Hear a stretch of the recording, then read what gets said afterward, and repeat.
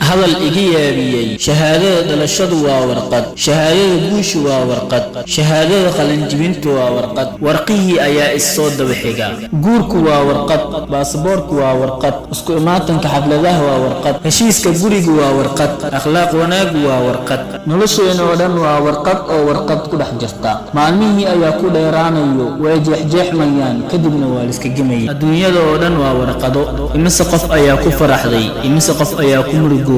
warqada si darteeda balse warqada kaliya aan suurtagal ahayn inuu qofka arko waa warqada geerida u shaqeyso ayada waa warqada ugu muhiimsan saddexda marxaladood ugu yaabka badan nolosha koow xilliga dhalinyarada waxaad haysataa waqti oo lagu daray awood laakiin ma haysatid hanti labo marxalada shaqada waxaad haysataa hanti oo lagu daray awood laakiin ma haysatid waqti saddex marxalada duqnimada waxaad haysataa hanti oo lagu daray waqti laakiin ma haysatid awood tani waa nolosha markay wax ku siiso بيكا قادنيسا مر ولي waxaan aaminsanahay nolosha dadka kale inay tahay mid ka wanaagsan nolosheena dadka kalena waxay aaminsan yihiin nolosheena inay ka wanaagsan tahay maxaa yeelay waxaan waynay shay muhiim u ah nolosheena oo ah qanaacada haday jiri lahayd goobo lagu iibinayo farxadda waxaad arki lahayd dadka buux dhaafinaya goobahaasi oo ku iibsanaya lacagta ugu qaalisan balse ma oga masaajidada inay tahay goobaha laga helo farxadda xikmad igi yaabisay cadaanka loolama jeedo qurux madowgana loolama jeedo falxumo كرفنت ويعدها وين عبس بدنتهاي كعبلن ويمدودها وين قروح بدنتهاي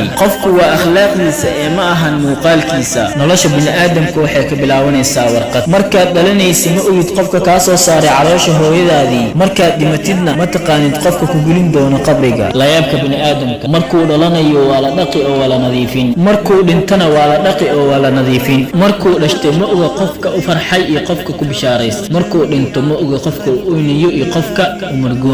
markuu caloosha hooyihiisa ku jira wuxuu ku jira meel cariiri iyo mugdi ah markuu dhinto wuxuu ahaan doonaa meel cariiri iyo mugdi ah markuu dhashto waxa lagu daboolayaa maro si loo asturo markuu dhinto waxa lagu daboolayaa karfan si loo asturo markuu dhasho uu weynaado dadku waxay weydiinayaan shahaadadiisa iyo khibradiisa markuu dhinto malaa'iktu waxay weydiin doontaa amalkiisa wanaagsan adiga maxaad u diyaarsatay aakhiradaada waad ku mahadsantahay daawashada muuqaalka fadlan subscribe inoo saar gambaleelkana furo si aad u noqoto daawadaha ugu horeeyo like saar hadii uu ku cajib geliyay lana wadaag asxaabtaada si ay kula faa'iideystaan aadna u heshid ajir farabadan wixii talo iyo tusaale ahna nagu reeb qaybta hoose ee komentiyada inta aan ku kulmi doono barnaamijka xiga waxa idinkaga tagayaa sida iyo fi amaanillah wassalaamu calaykum wa rahmatullahi wa barakaatuh